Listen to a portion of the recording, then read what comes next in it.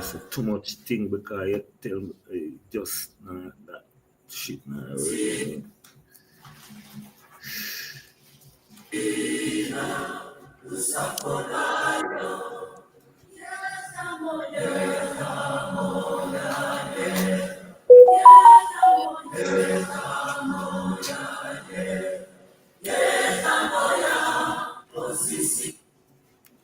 just not work because it's on TikTok, so it just cut out whenever it feels to cut out. Yeah. Yes. Let's close TikTok anyway. Like, can't bother. Let's go in with it. Yeah, because it's like, you can't go in with it. Nana, ready. Welcome to the greatest show once again, the big evening coffee program. And I have my lieutenants, captains, learned colleagues, technocrats who I respect so much joining us for this great program as we embark on these greater works.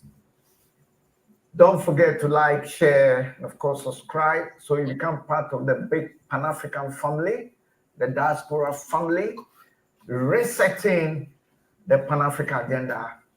And of course, Ghana having its recent elections and the president of Ghana being inaugurated, and he now putting his ministers in place. A lot of hula baloo has actually taken place. We'll also be looking at the immigration policy of Donald Trump and also wielding his executive power through some of these things. We'll actually also look at the Colombia issue where the Colombia president decided not to take those being deported, and Trump threatened them with sanctions, and I understand there's a back down now. Quite interesting stuff happening from the international angle. I will be looking at all this. Let me go straight and welcome my beautiful audiences across the globe. Great to have you once again as usual, and thank you for your support. Today, I'll try my best to sift in some of your responses and comments that comes through, okay? So bear with me. Let me go and then welcome my learned colleagues who have joined me for this great program. In the person of Teddy Amofa, my learned colleague. Teddy, welcome to the program. I think I've just lost Teddy. We'll get him back, don't worry. Let me see if I can get them. Ademu, welcome, Adams. Good evening. Thank you very much. Okay, Good evening to you and the viewers of ABL TV and London Radio. Yes, evening. We are on Evening Coffee with Nana Osagyefo. This is the Pan-African and the Diaspora current affairs. Let me welcome my learned colleague and technocrat in the person of Godfrey. Godfrey, welcome to the show. Thank you very much, Nana. Yeah, Godfrey, if you can up your voice a bit for us. Nana, thank you very much. It's a pleasure. Okay, let me see if I can reach out to Teddy. Teddy, are you still there? Okay, I've lost Teddy. Teddy will be rejoining. But, okay, Ademu, I think I've got Teddy back on. Hello, Teddy. You hear me now? Yes, I can hear you very well and clear.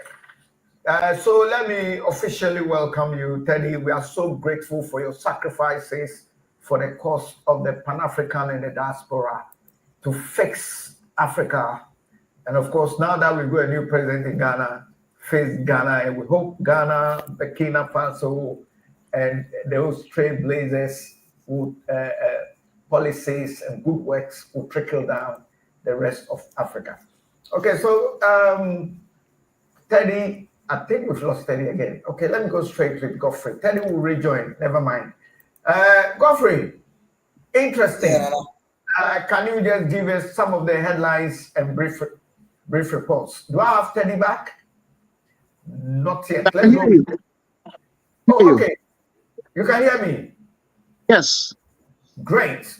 So Teddy, let me welcome you officially. This is the evening hot coffee with a coffee mug with Nana Osagyefo. I'm so grateful to have you, Teddy. Welcome to the show, Teddy.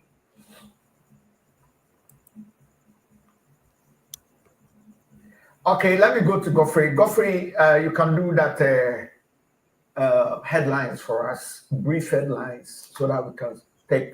Okay. Yes. Good evening once again, Anna. And I think Adamu is prepared listening to me because I'm just seeing him wearing. I don't know whether it's because of the weather, unless he tells me that the weather is no good. But here, everything is okay, normal, and we are kicking. As I always said, been saying, as I've always been saying, president is still doing his normal business. The appointment is still ongoing, and the vetting is also still ongoing. So I will just start from Parliament because 3 days today that we had a program that we were all discussing about the events that went on, the violence that went on. But yesterday, the Speaker of Parliament, Honorable Albans Manu Babi, just set up a committee to investigate what happened at the vetting committee. In fact, I don't know whether I don't know whether they were training blues or something like that, but the minority was arguing that the time being is not all that good, so they should postpone the vetting to the next day. But the majority wasn't so happy. I don't know why they decided not to, because according to the minority, they had a meeting, or not even a meeting, but what they had was they are going to vet only 3 people for the day. But later they came in with another one. Later they agreed to that. Later they came in with another one. They agreed to that, making it 5. Later on, they came in with another one, making it 6. They agreed to that. So they thought maybe the 6 is okay for the day, but they didn't know what happened then. Before they realized, Minister Designate for Health, that's Kwabena Minta Akando, was there. Then Okujetu Abrakwa too was there. That's Minister Designate for Foreign Affairs. Then Minister Designate for Communication too was there. Then say, because you guys, after every sitting, we do have meeting, and we all agree on one common purpose, that we are going to vet only 3 or 4 for the day. But they don't know why. It's more than it's 10 past. So why are they coming up with this 3 people? But the majority, as I always been saying, when you go to the chamber, the majority will have their way, then the minority have their say. So they were just arguing, and as a result of that, the microphones or the equipment they were using were Sorry. destroyed. So due to that, Speaker of Parliament yesterday set up of a 4-member committee to investigate the reason or what went on, and whoever found culpable will pay for the equipment uh, that has been destroyed. So, Nana, when you go to Parliament, this is what happened yesterday. But from Parliament, let me go straight to Ashanti region. Minister, or the Ashanti regional minister, that's Dr. Amwakohene, yesterday visited Otunfo. As a minister, he has to pay his courtesy call to Otunfo to at least let him know that now he is the minister of Ashanti region. But according to him, he said he's ready to work with Otunfo, and he's going to be a minister for all the people in the region. So, Dr. Amwakohene, that's Dr. Frank Amwakohene, the Ashanti regional minister, yesterday pay a courtesy call on Otunfo. The conversation was to a large extent how the region, the development about the region. So Nana, that's one thing happened yesterday. There's another story that I want to also trending here. That's the arrival of Togolese president. You know, from next week, there's going to be an African Prosperity Dialogue 2025, and this is to at least how the two or the African countries will come up together to in fact to build in economic. The aim is to economic growth and development. So President of Ghana, John Dramani Mahama, today received the Togolese president, and it was a very nice conversation between the two. And from there, I will also go to another trending story about the appointment of a GRA boss. But the president has been sued over that appointment. That the president has breached the constitution to appoint someone to head the GRA. So we are just waiting how government is going to respond. In fact, I have the suit here, but I will try and send you a copy of it, and you go through them.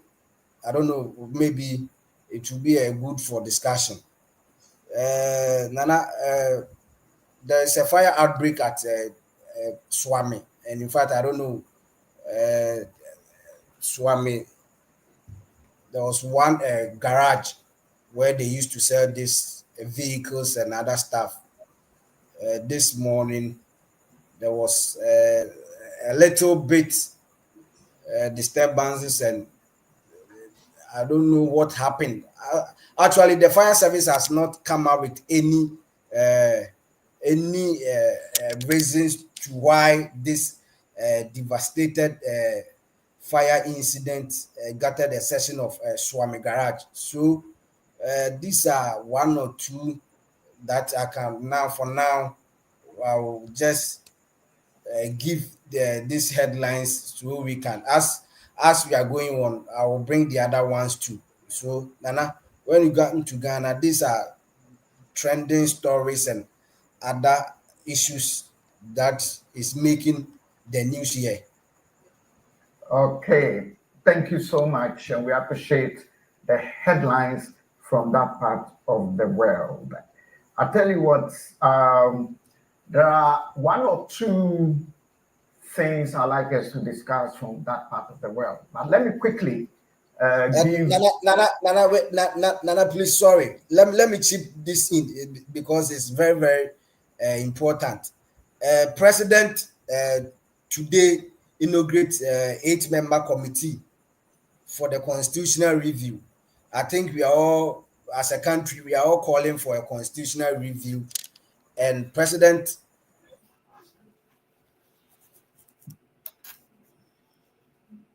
I think we still have Godfrey there. Is that the voice that has been lost? So anyway, let me go, and if Godfrey joins us, we look at the inauguration, President's inauguration of the Constitutional 8-member committee, as he said.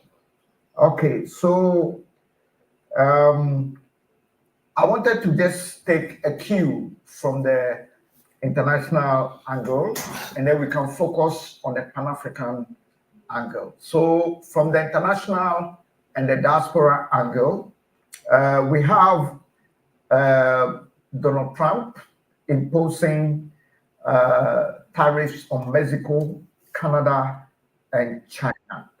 And so this is what we are getting that is coming from the White House, that the White House has announced import taxes of 25% on Mexico and Canada and 10% on China. So Canada is poised to retaliate, and I'm sure China and Mexico will do so. as you are aware, I think we have one of our special guests who has also joined us in the person of Larry Frank. Am I right? Osagyefo Kwame, are you there? Okay, I can see him live, but once we can connect him, we'll welcome him officially. Osagyefo Kwame, can you hear me? Yes, sir. Oh, great. Thank you for joining us. And we definitely on our evening hot coffee and the hot coffee mug with Nana Osagyefo. We are grateful you are. Please, with your coffee, do you want sugar in it? Or you don't want No. I want it black as well. Okay, great. We just had some headline news coming from the Pan-African angle. Godfrey gave us some headlines from Ghana, and then I'm just doing the diaspora and international news briefly. So if you just joined us, that's where we are now. So President Trump imposes tariffs on Mexico, Canada, and China.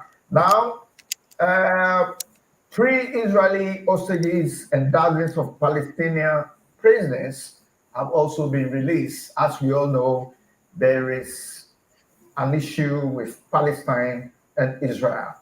This is all about education, information, and of course, enlightenment. Yes, looking further, we have a mother and child among 7 killed in Philadelphia medical jet crash. And we know there's a jet crash which happened in America, Philadelphia. 7 killed. And so we'll be looking at this story on this, some of the headlines that are making way in the international scenery. Let me also go straight.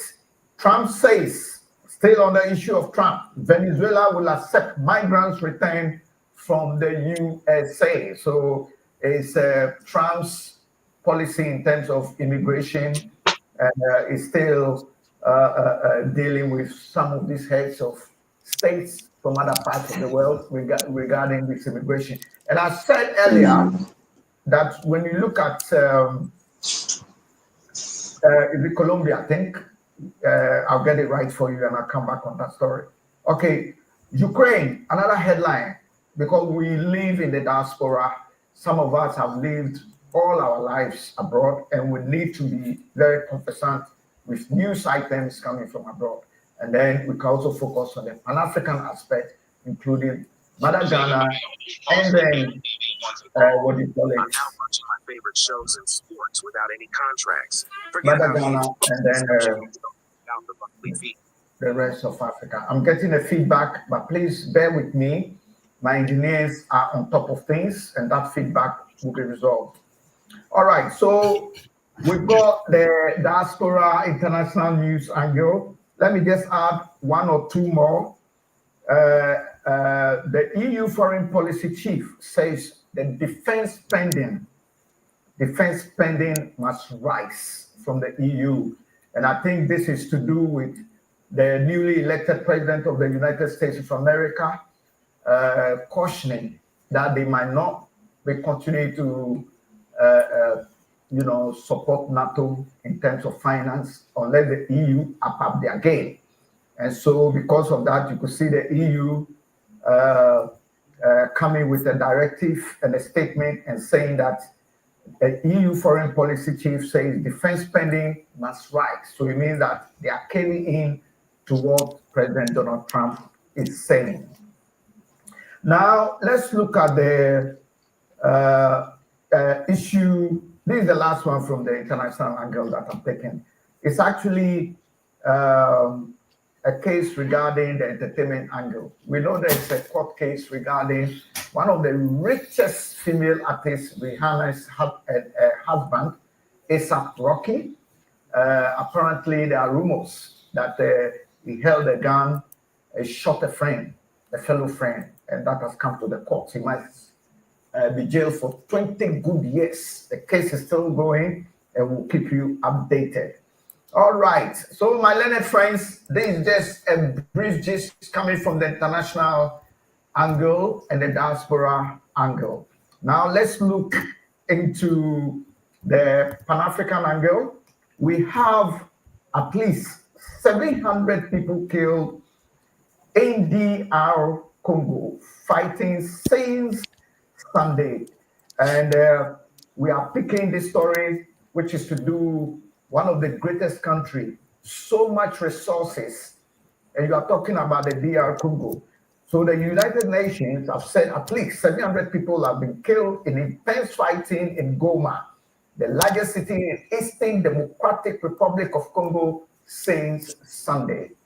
And the UN spokesperson, in the person of Stephanie, said 2,800 people have been injured as the M23 rebels, backed by Rwanda, captured capital of North Kivu province.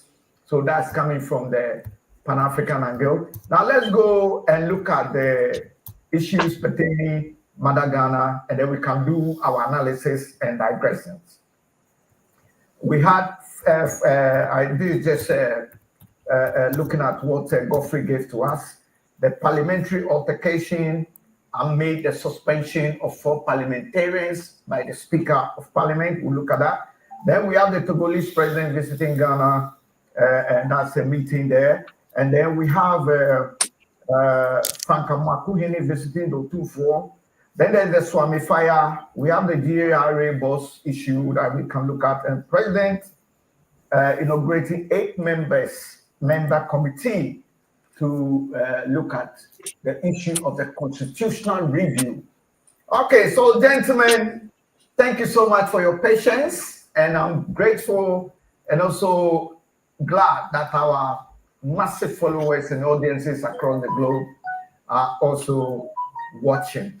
So let me start with my very good learned colleague, Teddy, being the first to have a sip of his coffee mug. I don't know whether he took sugar or without sugar. Okay, Teddy, you can hear me now? I can. Can you hear me as well? Yeah, I can hear you. Great, great. Okay, Teddy, apart from the international brief gist that I gave, let's look at the crackdown by Trump and very hard with these tariffs. What do you make out of it briefly? Trump, first and foremost, is a businessman. And secondly, he comes across as an American first before others. And I think it's not too long. America has been given a raw deal when it comes to all these trading issues, and I think he's trying to take a stand. And secondly, he was voted into power based on the comments he made in his manifesto as what he would do. Well, he's doing this for domestic reasons because America has a huge budget deficit, overspent, and he wants to trim things down. So it depends on where one looks at it, but from an economic angle, I think he's trying to bargain hard in the interest of America. So I think he's just trying to throw this tariffs issue for there to be a bargain somewhere along the line. So that's okay. how. Okay, thank you. I want us to spend just minimum time so that we can get everybody's view on that. Mr. Adams, please, your views on the tariffs. My view, the first I'll touch on is the recent crashes in the United States of America. First was a passenger plane and a helicopter that took about 68 lives, needless. And then this one, a medical helicopter in Philadelphia. It is unfortunate and it's quite sad. My heart fell to the families who are bereaved, and we think America has to do more. They have to do more to prevent things like this. The first one in Washington, D.C. was as a result of incompetency and lack of putting up people on shift. The cutting is doing a great harm than doing good. Then I'll jump on to the tariffs, the trade tariffs. In as much as Trump is a fascist and we termed him as a businessman, this trade tariffs will end up biting America, because now a lot of countries are becoming fed up with American hegemony. We look at the countries that are in alliance with Russia and they are not going to spend the dollar again. Very soon, dollar will crash American economy, whether they like it or not. So America is already indebted to China. Whatever it is, China has got the biggest bargain chip on the shoulders of America. So America can never bargain with China anymore. They have to do a proper discussion, business trade-wise. Countries are beginning to defy the World Trade Organization. So when we defy the World Trade Organization, we defy the World Bank, we defy the IMF. Where is the strength of America again? America has no strength. America owes a lot of money and they are not paying because the dollar that we use for trading belongs to them. So they will not pay.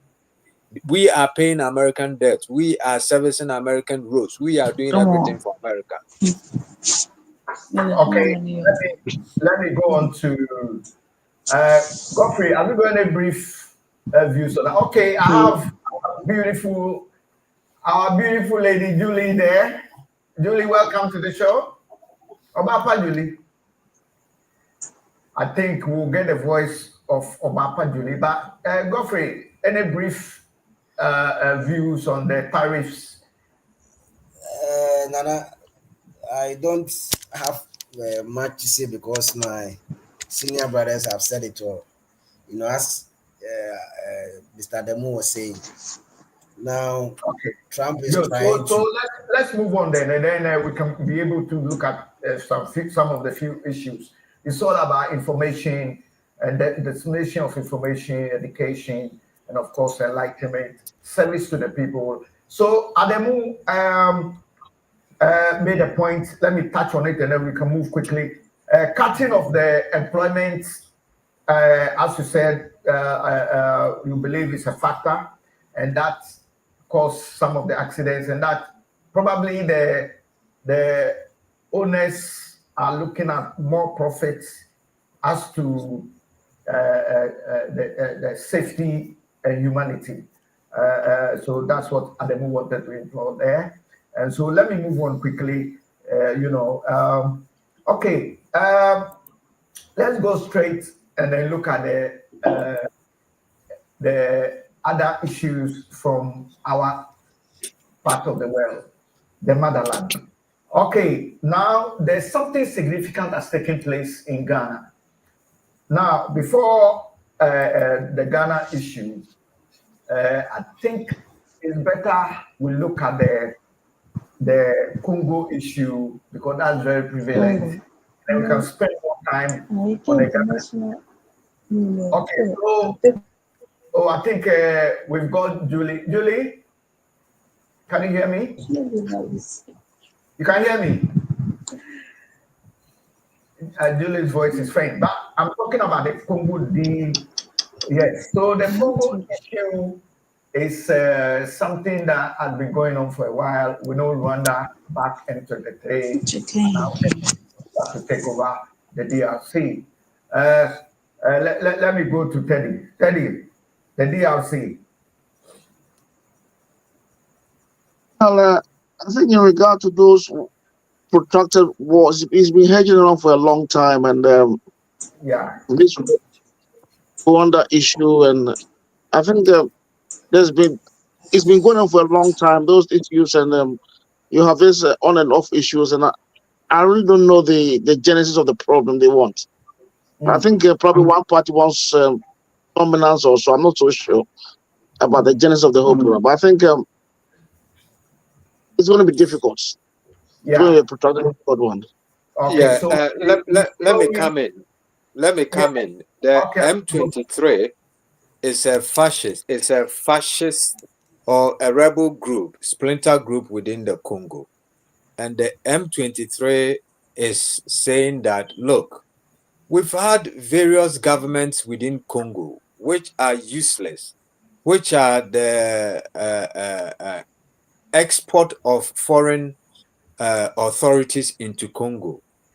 They are they are milking the country dry. They are stealing all the natural resources. There are better tarmacs in the forest than it is on our airport. So we need to have a proper Congolese government. We need to have a government that represents the richest country on this planet is Congo. And these people have been fighting for a long time now. They've been fighting to claim part of Congo so they can also ensure that they have proper governance within those regions. And unfortunately or fortunately for them, they are being associated with Paul Kagame, that Kagame is stealing from the eastern part of Congo to build Rwanda. If that is the case, I would have wanted that Kagame should build Rwanda so it becomes an example for all the African countries. Look, we allow these young men, white men, to come and corner us and take our natural resources, including the human resources that we've got as well. You and I are not meant to be here, but because our natural resources are being given away for free, our human resources has to migrate to where there is meaningful employment and where you can exhibit your God-given talent. That's why we are here. I always say that, look, Nkrumah had wanted Africa to be the China. If you read Nkrumah's book of I Speak of Freedom, and you take Chairman Mao's constitution and the developmental agenda of China, it is a replica of Nkrumah's writing before Chairman Mao adopted it. You see, Congo was the country that America, let me come in, Nana, it's very painful. Congo is the country that was used as an example to see if the neocons can destabilize Africa. And indeed, they succeeded. Dr. Nkrumah was in the White House press saying to them that, look, if you don't stop that nonsense, by the time I get to Ghana, we are going to send the African forces to Congo to fight the UN. And before Nkrumah got there, Jamal has organized the soldiers already and they were in Congo.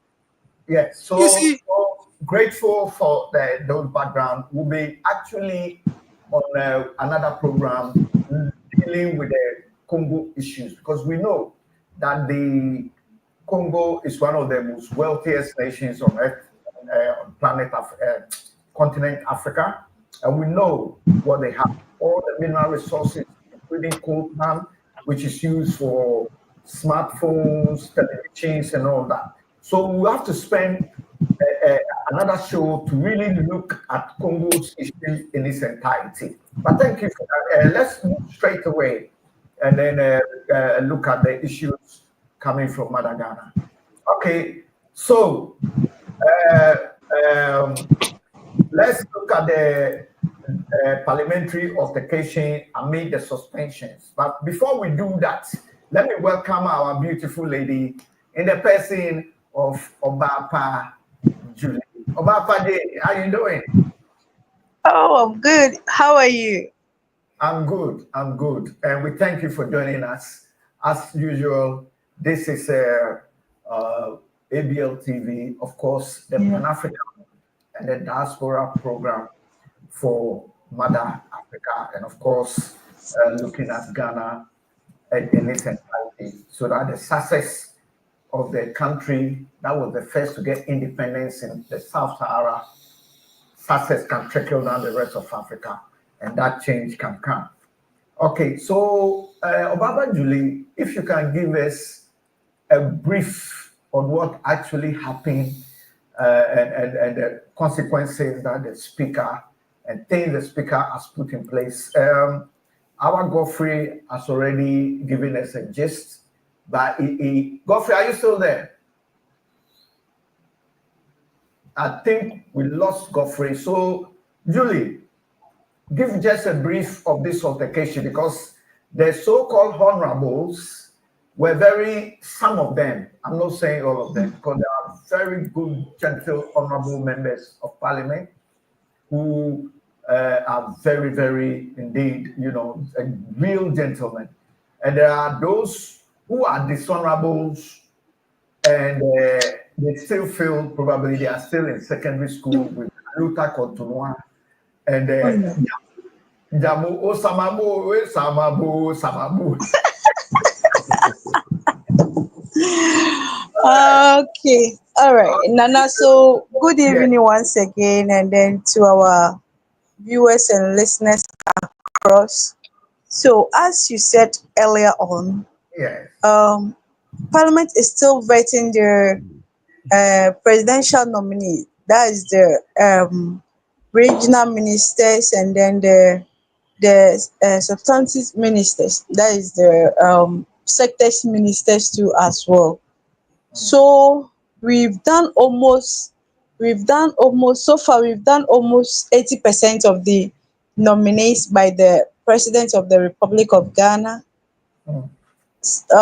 Unfortunately, on Thursday we were supposed to the vetting committee was supposed to vet 4 nominees, but then later on 2 nominees were added up to those who were supposed to be vetted in that very day. So after vetting the supposed one, the supposed ones, the minority refused to sit in to vet the other 2. That was Honorable Akando, Minta Akando, who were designated for Health Ministry, and then Honorable Samuel Okujeto Ablakwa, Yeah. who is also to go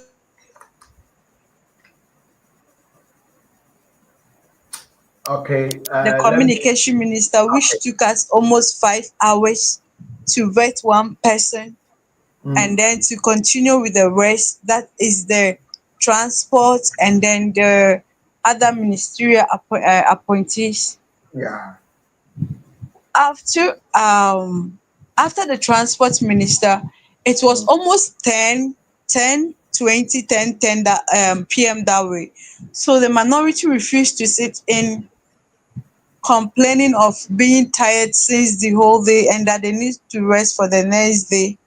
So there was a misunderstanding. Oh, delicious. Okay, so let me go to Osofo Kwame. Osofo Kwame, once again, welcome. Thank you, sir. Yes, it was Osofo Kwame. I'm sure we've all been watching the altercation in Parliament, and also there was a very dishonorable incident indeed. And we understand the Speaker of Parliament has now laid down suspended 4 people, 4 members of parliament. And then it's also forged a committee to investigate the incident amid all these chairs were broken and the microphones were all destroyed and things like that. So what do you, Sopho Kwame, make out of it? And do you think the Speaker has taken the right decision? He has also reported the incident to the Ghana police for the Ghana police to also investigate. What do you make out of that? Well, thank you very much. Thank you for this platform, and it's all about the way forward to getting a better Ghana in the near future, and the future can be tomorrow. In relation to what about that is happening in the country now. These are honorable people. The word honorable used in justifying whatever they are doing, and I think for the speaker launching investigation or putting them under investigation or trying to find out what actually caused it. We've seen some of these things before. My problem is when the culprit or when those who are at fault are found, what happens? That is always my problem. What happens to those people who will, at the end of the day, come to the end, causing the issue or the situation, which of course bring a slate or a mark to Parliament. That is one thing. What I think that the Speaker has done well. I think that this altercation going on, like I was discussing with you this afternoon, I don't know whether it is they themselves have personal issues because the give and take and the tension that rises up among them themselves is serious. But with all this, what we need as people, as Ghanaians, is good work. That is all. It's good work. Them being able to do whatever they've been asked to come and do. I think the minister designate for sports when he was called upon and then was being asked about the stadium issues and all that. We didn't see or didn't hear anything tangible, he said, in relation to those ones. Why? Because the previous minister, I think, in the course of his delivering an update of maintenance to some of these stadiums, he said 90% of the AC Sports Stadium has been completed. Now, if a minister, an honorable person, says this,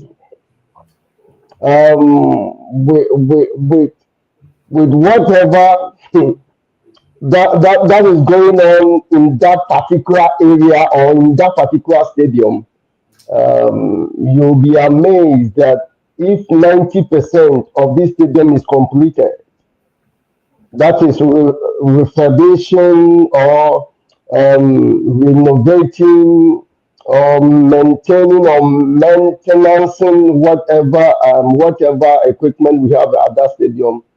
I don't think it was honorable enough. And when this man was called upon, he was trying to just ask a lot of questions, which I realized the chairman for the committee had overruled his time, and it was so something that he also didn't understand. My point here is that when you are called upon to deliver such, you are a minister. You should be able to, according to the title being given to you as an honorable, you should be able to be honorable enough to do whatever that you've been called to do. When those at fault in these altercations are found, will they be prosecuted? What is going to be the end result? Is it not going to be the same old story of people doing whatever they have to do, and at the end of the day, instead of being demoted, they are rather promoted? And that's my take on that. That's my take on that. Yeah. All right. And then before I go to the next panelist or guest, do you think the questions that were being asked at the vetting were very poor, and it was they should have gone straight to, or do you think it was very inquisitorial and was good to find out the parts of the minister's areas we are not, or we don't know about? Or do you think it's not bad so far? No, I think some of the questions were below belt. After normal can being asked whether he's a Mason or not, I think that was unnecessary because that is his belief, and everybody in this life, in this world, is entitled to whatever he or she believes in. So I think some of the questions were really not out there. Yeah, I think so. All right. Yeah. So thank you so much. Let me go to my learned friend Teddy. Teddy, are you there? I'm here, yeah. Yes. Teddy, I'm sure you are abreast with events happening back in Africa, Ghana. And the altercation, and then the tables broken, the electronic equipment, microphones, I mean, state of the art microphones. And then you have the speaker coming out and taking action, suspending 4 parliamentarians. And then you have the minority also making a press statement and singing songs and saying they are super minority and they're going to make sure that, they are not taken for granted. Teddy. Well, 2 things. The altercation wasn't necessary. Even if they, as honorable men, they should have kept their cool. And I think the speaker had to. The speaker also probably, I think, overreacted, considering the fact that now it's been alleged that he acted ultra-virus, and he's not got the power to set up a committee and all those stuff. So I think everybody, I think they all let themselves down. They all let themselves down. Yeah. Okay. I think, Yeah. Go on. and I think also the minority also, to show that they won't be bullied, also went overboard. I think the whole thing was more of a fiasco, if you ask me. Things could have been handled better. Right. I've lost Osofo Kwame, but let me go to Ademu. Godfrey, you are still there, right? Okay, Ademu. I'm here. Nana, I'm beginning to think that we haven't got men in our country to govern. A point in reference is what is happening in Parliament now. It is becoming kinder play, children's playing in Parliament. And the notion is the loudest voice in Ghana is seen to be the most intellectual person, which is absolute nonsense. We are going away from the Ghanaian way of thinking and our culture. Ghanaians used to talk when 2 people are speaking. 3rd person wouldn't understand or hear a word from the discourse between 2 people in Ghana. I remember when we were young, if you speak and you have a harsher tone, you attempt to be a donkey, and nobody wants to be called a donkey. When I started radio, I speak as an intellectual. I talk as a gentleman. I had some stupid people who came to me to said, "Oh, you could hear another people shouting on the radio, so why don't you shout?" So my answer to them was, if shouting meant to be intellectual, then goat or sheep would have been the most intellectual people in the world. What I'm saying here is, we've seen how Afenyo Markin is behaving at the committee. We've seen how Afenyo Markin has denigrated women by attacking the clerk of the committee, calling her all sorts of names, branding her to be an NDC official and intimidating her. That should be called loud for men to realize the strength and the power and how we should revere women who are working, but rather not to bully them. Afenyo Markin should be made to understand that the role of a minority leader is not a rabble rouser. He should be much more intellectual. I am beginning to understand that our intellectuals now are no more intellectuals but have baked intellectuals. If a lawyer of a good standing like Afenyo Markin will behave like this, what will be the outcome of the young lawyers in the country? Can they be able to go onto any table to have a proper discourse and do a proper trade agreement with any of their counterparts outside the borders of Ghana? That is absolute no. That is why I said we haven't got the men to govern. It's within all the parties, both NDC and MPP. Now we have somebody sitting on a radio saying that the Speaker of Parliament, there were 2 briefcases amounted to 12 million Ghanaian cedis who were given to the Speaker of Parliament. We urge the Speaker of Parliament to clear himself of this bribery and corruption allegation, or else we are going to brand him as a thief. You see, we have a parliament, a committee that cannot sit beyond 10 p.m. Here in this country, I was in the Westminster. Let me come in there. With the issue of the Speaker of Parliament, the alleged statements, which I believe you are referring to, is it Baka Vomewo?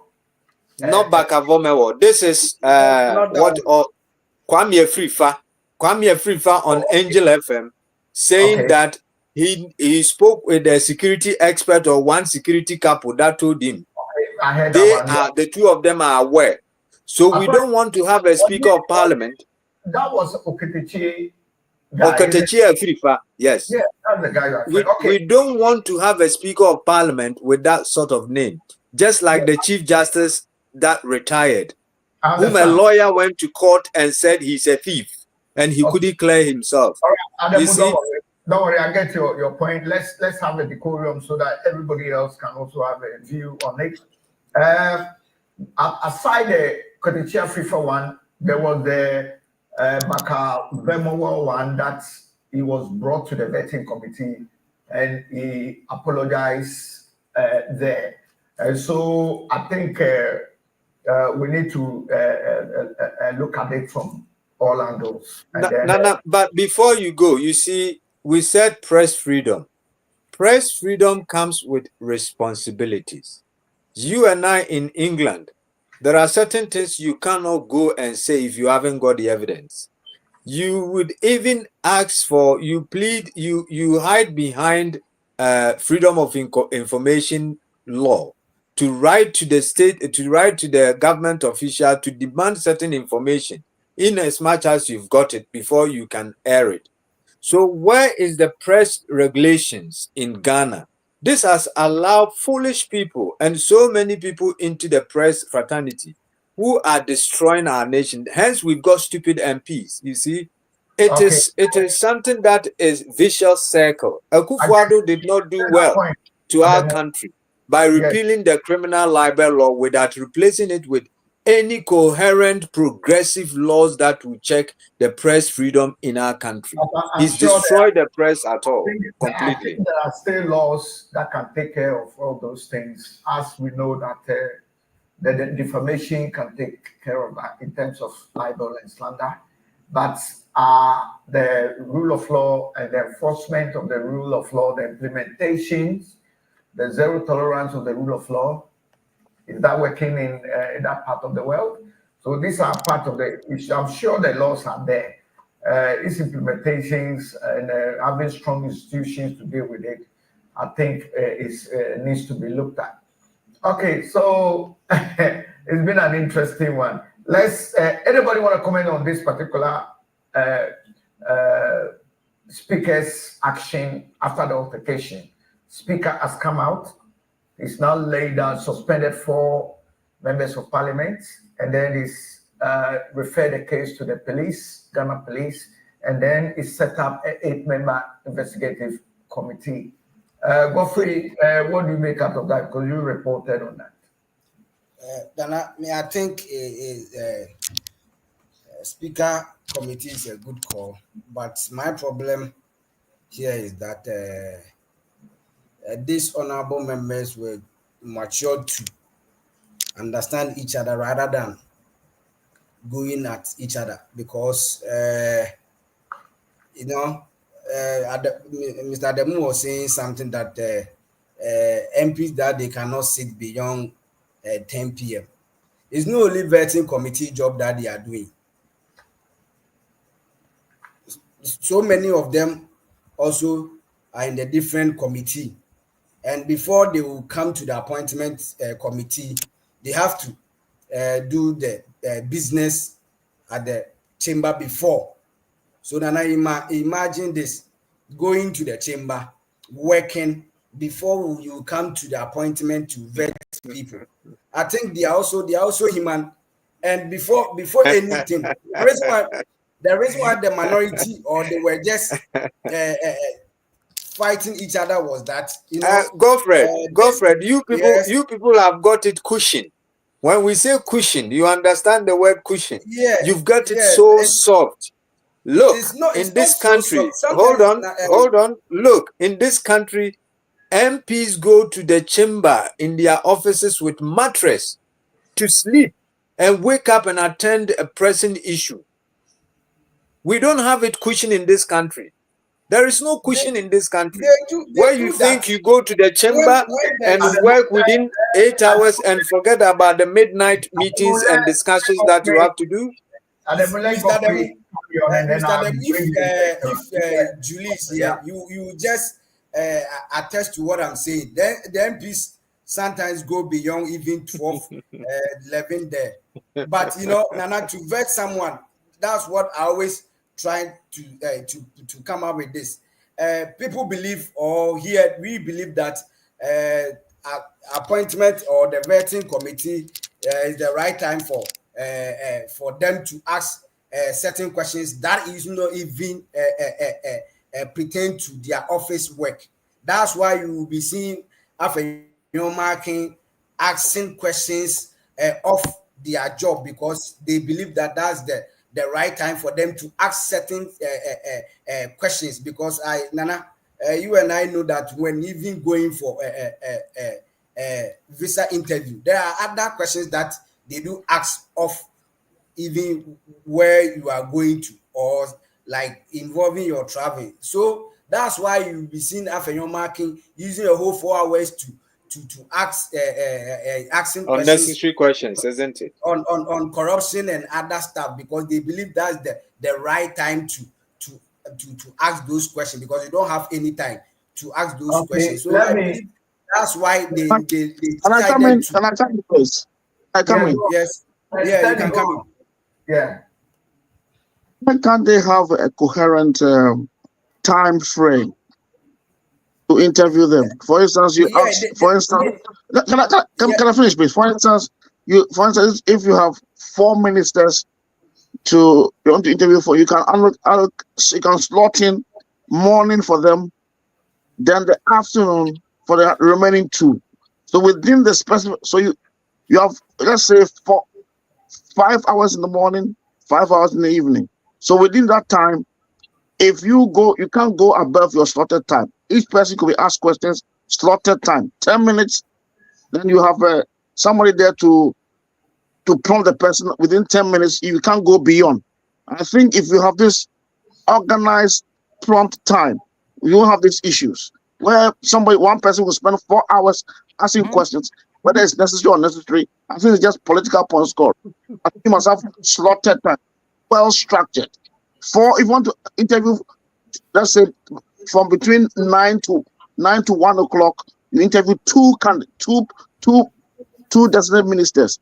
Then from 1 to 5 or 1 to 6 at most, then you have the time to interview the others. I think it could be done. This is nothing which is I think we are just making a mountain of a molehill on these issues. We don't spend our time actually. Mr. Teddy, let me Mr. Teddy, you see how eloquently Teddy has presented the case. It's just a matter of the MPs and the various committees refusing or not knowing what they are meant to do. Mr. Demu, they have time. They have starting time and they have closing time. But it's because is because there's no, as Mr. Teddy is saying, there's no regulation on number of questions that a person has to ask. That's why you will be seeing one person using 4 hours to ask questions. But they have starting time and they have closing time. That's where they were arguing about that. The time that they wanted to vet other people is the closing time, so they should postpone it for the next day. And it started. It's inconceivable. It's inconceivable for someone to be interviewed around 10:30 p.m. It's ridiculous. I mean, how? Yeah. How can you interview somebody beyond even at 10 o'clock? It's just questioning the person, well structured, and you have a timer who will prompt you. A timer will prompt you 10 minutes. You have 10 minutes. That's it. You can't go beyond. But to stretch it to 10:30, it beggars belief. Let me also interject, Teddy.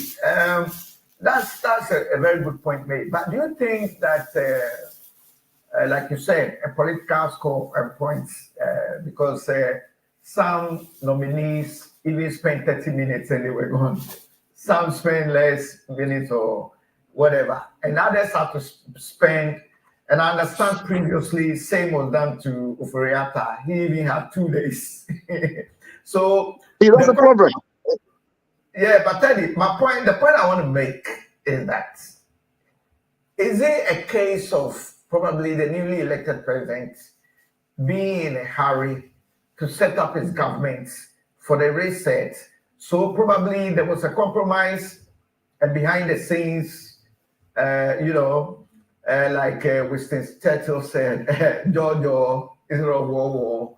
And so they wanted to go into overtime because of the schedules and for government to be up and running. Because some of these things, like the clerk to parliament was also saying that because some of the nominees went over 4 hours, 5, 6 hours and all that,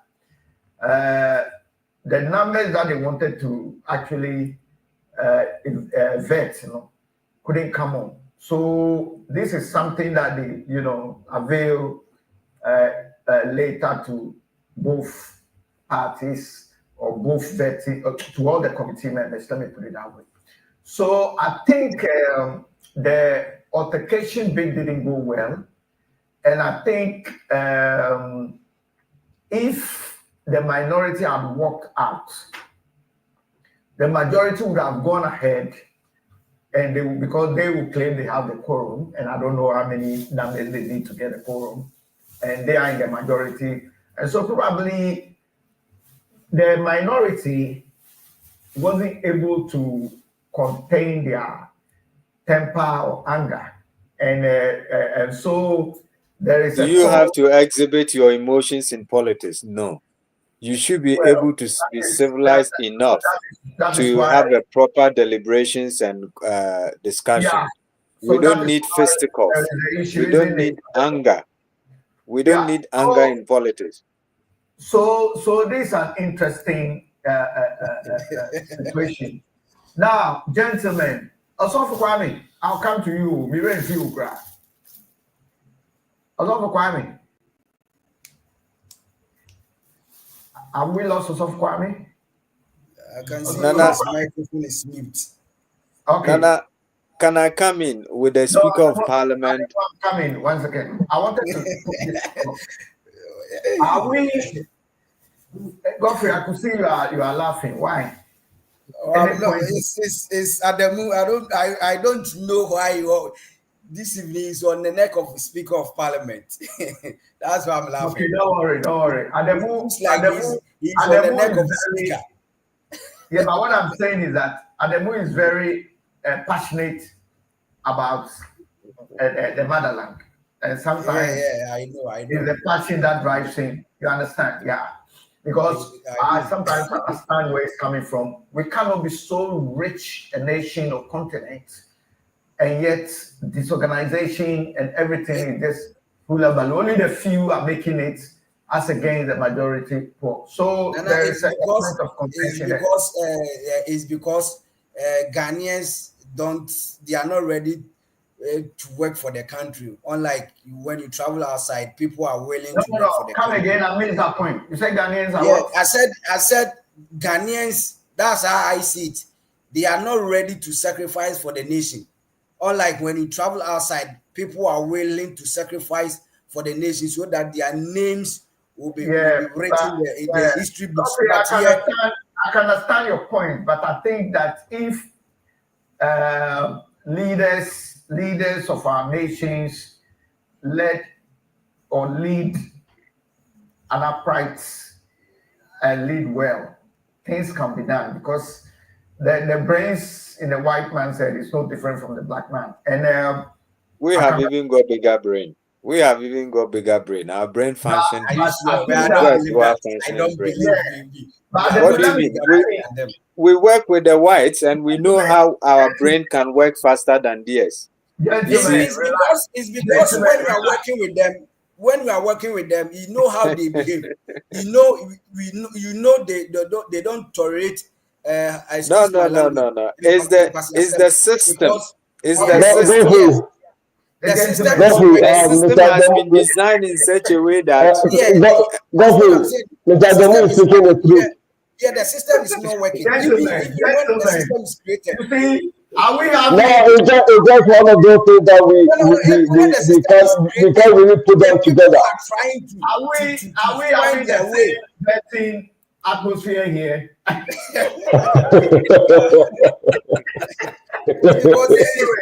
So please, gentlemen, let's have a decorum. Let me go to Sofu Kwame. Sofu Kwame, I was calling you earlier on, but I think your line went off. But before Sofu Kwame comes in, this is what I want us to look at.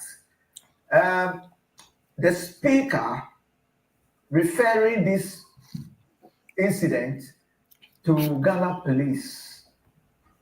You know, I think the investigation, I'm not too surprised or too worried, because I know Parliament is one of the three arms of governance. Parliament is independent, so Parliament can do its own investigation. And now it's been reported to the police, and criminality could come in. Also, for Kwame, who is saying? In the first place, let's understand something. Last week, I made mention of that, and I'll say it today too. In relation to time management, I think one of our colleagues on this platform was talking about the fact that time should be allocated for every member or every session. So if you are allocated 10 minutes, when it is up, it doesn't matter whatever question or whatever level you are, you have to get off the seat. This thing that is happening, I don't think is going to happen in any serious nation. You understand? Because I said last week that time is God. Time is God. And the first sign of being serious is respecting time. And that is why I applauded our president for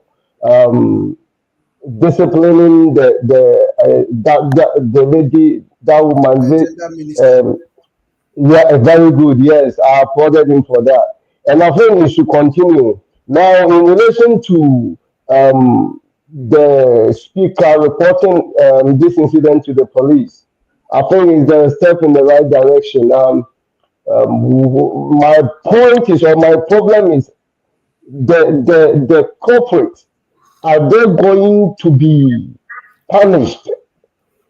What I'm saying is because we've had countless number of situations where at the end of the day, those who are found guilty go scot-free.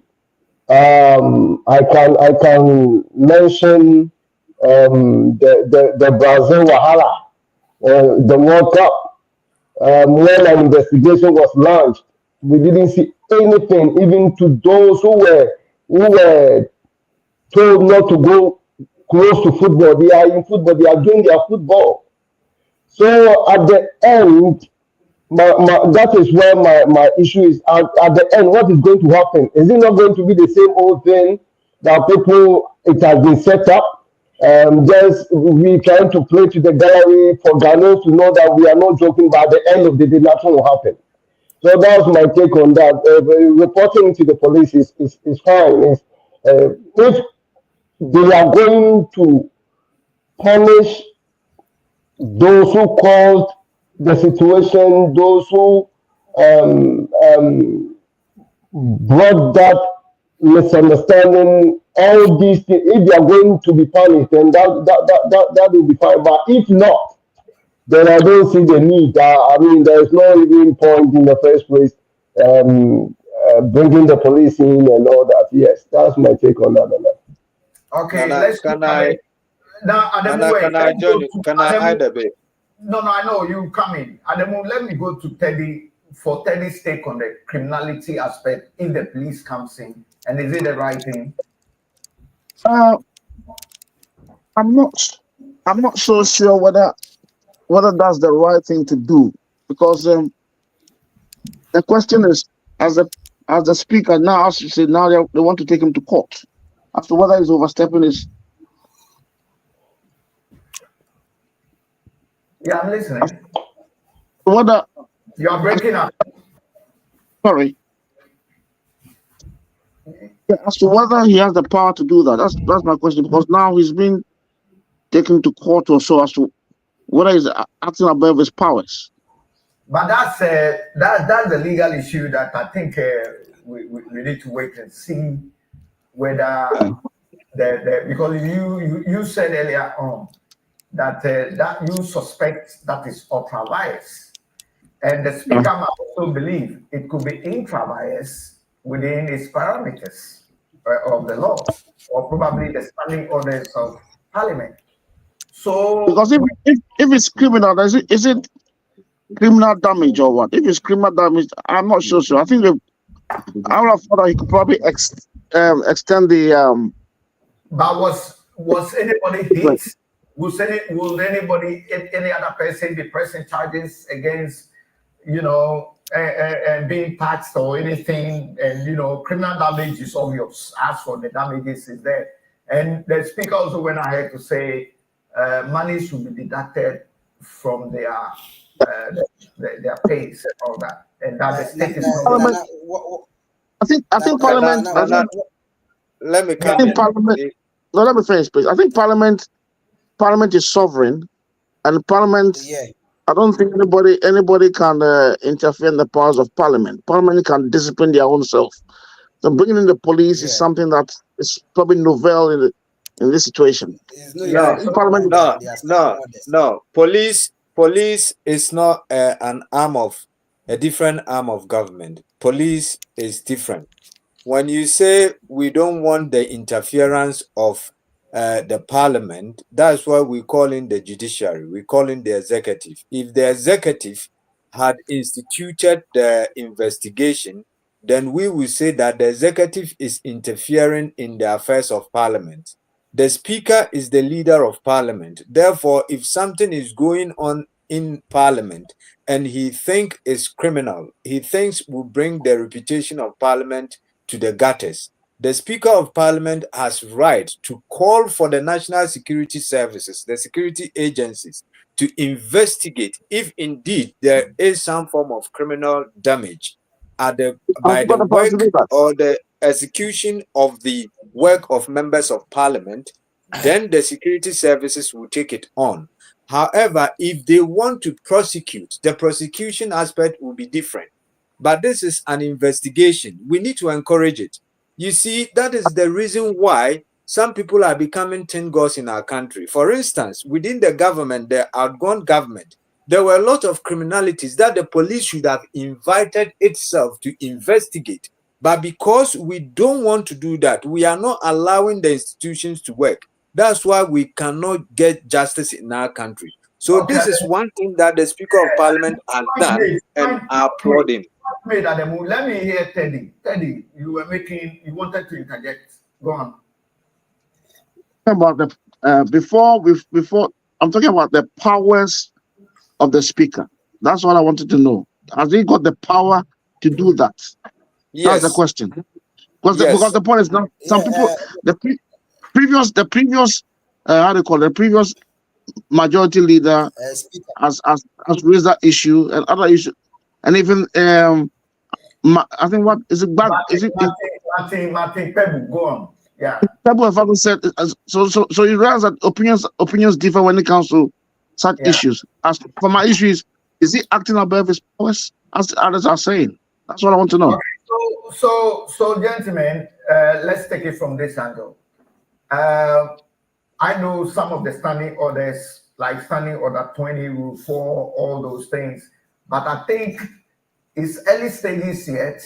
It's a gray area, so let's give it some time, okay? And then we'll see what actually comes from what took place. There are more issues we could have discussed, but I think time is hard pressed.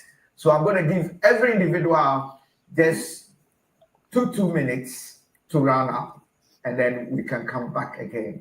I know our audiences worldwide love us to the maximum. Once again, you are watching the evening hot coffee in the coffee mug with my learned colleagues on ABL TV.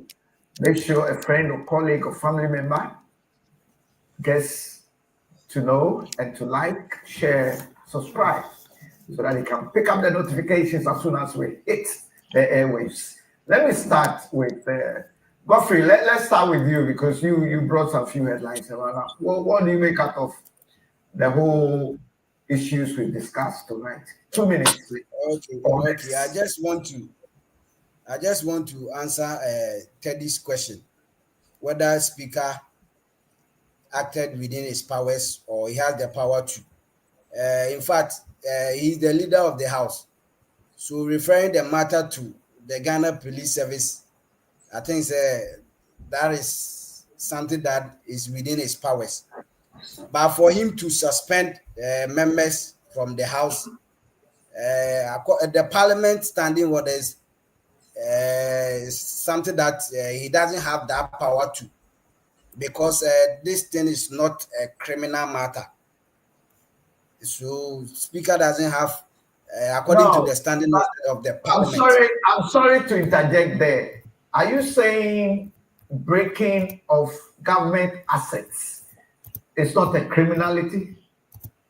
It's not criminal? That's why we are all just saying that if Parliament is an independent body, that's why the Speaker made mention of the independent investigation that Parliament has set up. So whoever is found guilty, they are going to replace the items destroyed, the equipment. So it is clear there. But to go ahead and suspend members of Parliament who have been voted. Godfrey, don't worry. I'm interjecting. I'll give you your time. Oh, I don't have a problem. I'm just saying that probably to also add to what you are saying is that we need to be patient and see how this thing will pan out, because definitely it's a criminal damage. So there's a bit of criminality there. But as to the incident happening on the premises of Parliament, and Parliament being autonomous, independent, and an arm of governance, and referencing it to the police, it's a gray area for some of us. I mean, some of us can get the answers, just a quick research work and all that. But what I'm saying is, let's leave this particular gray area. Nana, that's where I'm just saying that for Speaker referring the issues to Ghana Police, that is the right thing that the Speaker has to do, because he's a leader in the House, or he's the leader of the House. But he doesn't have the powers to suspend a sitting member in the chamber. That's what I'm trying to put out. But if an MP misbehaves, he can be suspended. Sometimes the they have the right standing orders that they use. So the Speaker has to go to the Speaker has to go to the standing orders of the House. So how do you know it? How do you know he hasn't gone there? There's so many even the colleagues of speaker has even come out that he doesn't have the powers. Even the members of the parliament both sides have even come out criticizing speaker that he doesn't have the powers. But we wouldn't be able to link to any of the sides until we really clearly get to the bottom Yeah, of and the I understand standing. that. I was just answering Mr. Teddy's question that when you go to parliament, everything that they do, they go according to the standing orders. You can't And just. so the altercation that happened, was it part of the standing orders? The incident. The incident wasn't part of it. That's why the speaker has set up, as a leader of the house, set up an investigation body to investigate the issues so that the people who are found faulty will repair the items damaged, the damaged items, Nana. So that's the main motive, because they don't want the whole house to bear the cost, because this is an individuals who went into confuse or cause commotion at the vetting committee. So that's why he decided to set up an investigation body to investigate the whole matter to so that whoever is found culpable will pay for the item. That's what even speaker said yesterday. So I'm just quoting him, Nana. Okay, all right. Let me go straight to my learned friend. Okay, I'll take it. No, Nana. Let Sofu do it. Sofu, go on.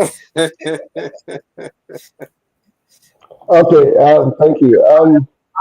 Adamu, you've had most time. I'll come to you. Let's go to Sofu. Yes. Okay, thank you.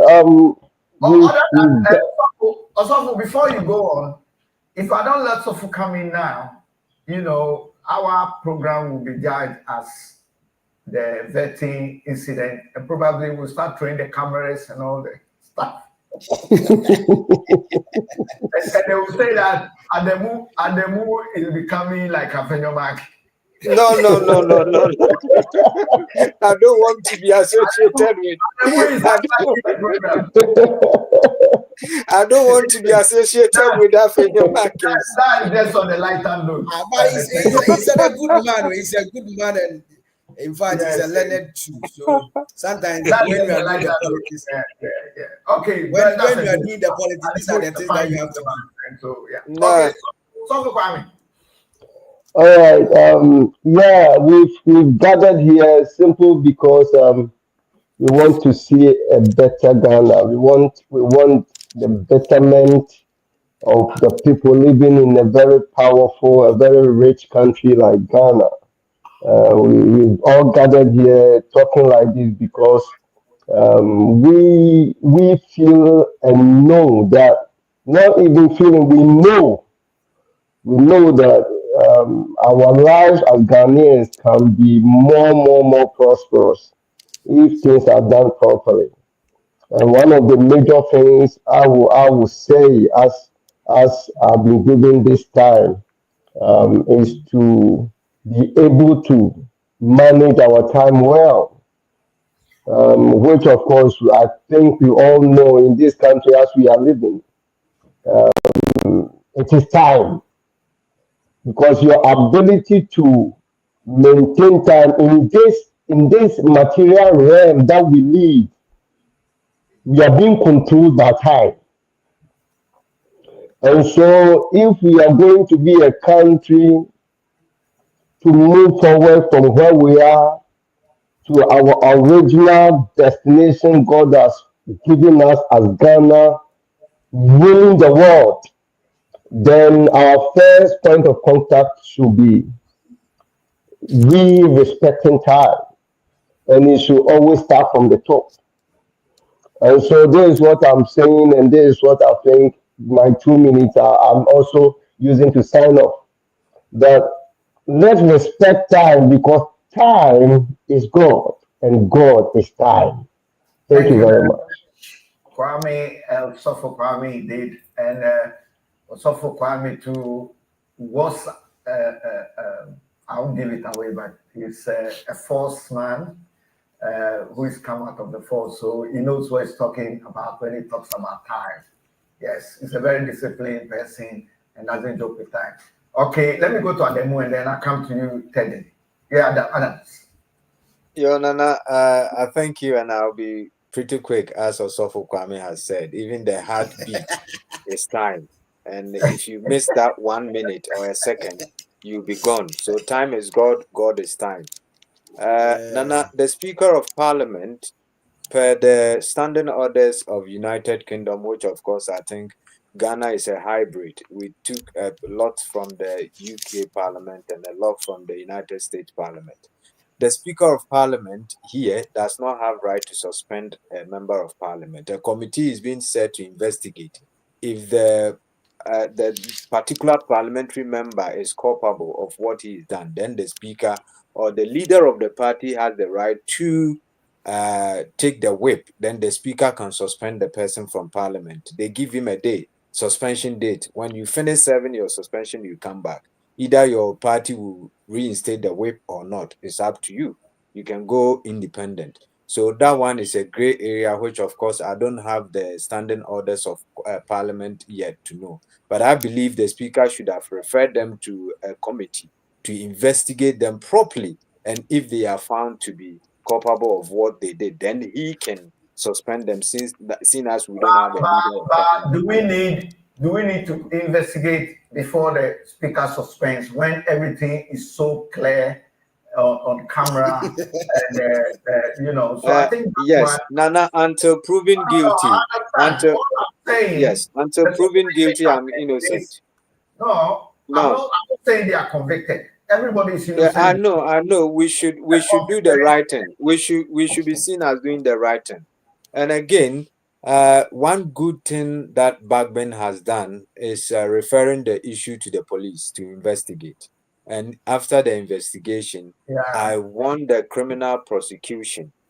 I want them to take the issue firmly so they can prosecute outside Parliament. They can prosecute and found them, and they should pay for the criminal damages that they our learned technocrats in the person of Teddy Teddy. I think, yeah, if it's criminal damage, but I'm not so sure as to. I think at the moment, some interesting point, but in regard to the police issue, so that if it's criminal damage, yeah, but the point is, would they be getting to court or what? So the police investigate. So if they should act on the police report, getting back to square one again, because the fact of the matter is they can still do. The committee can do what the police can do, because the police, if it's an investigative body, it's not a duplication if it goes to the police, because the committee would take how they call it, evidence from what happened. The police will do the same thing. So are we not having a duplication here? And would the end result will it not be the same? Well, I think the reason why I can understand your angle. I can understand where the voice comes from, all of you, including Kwame and Godfrey. But that's what I kept saying. In order not to, start making judgments and certain pronouncements, because we all know everybody is innocent until proven guilty in the court of law. We also know that Parliament is so independent that during the previous government's time, Nana Akufo-Addo's time, when a member of Parliament challenged the Speaker for adjourning the House indefinitely, they took the matter to court, and we all know what happened. The Parliament decided not to adhere to court because there was an issue of an arm of governance. I'm talking about Parliament, the legislature, that makes the law for the courts to interpret and the executive to perform its duties administratively. And so what I'm saying is, let's all have some patience, okay?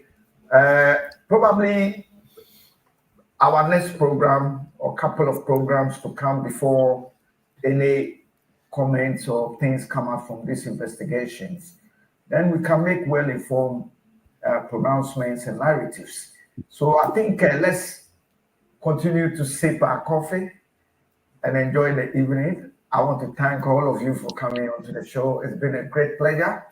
And our worldwide audiences, and including our fan club as well. Please don't forget to follow us on Facebook, YouTube, the Instagram, TikTok, and also our website, which is ABL Television or ABLTV247.com.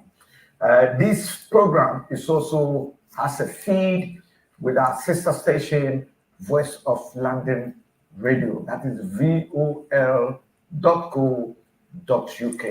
And so we are here to inform, educate, entertain, and also enlighten the masses to the maximum.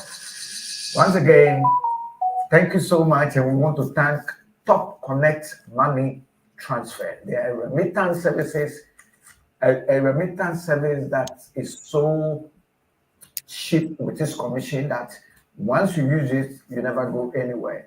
So Top Connect is the name when it comes to remittance services. Once again, my learned colleagues, thank you, and we appreciate your selfless time for the service of our people and humanity. Thank you.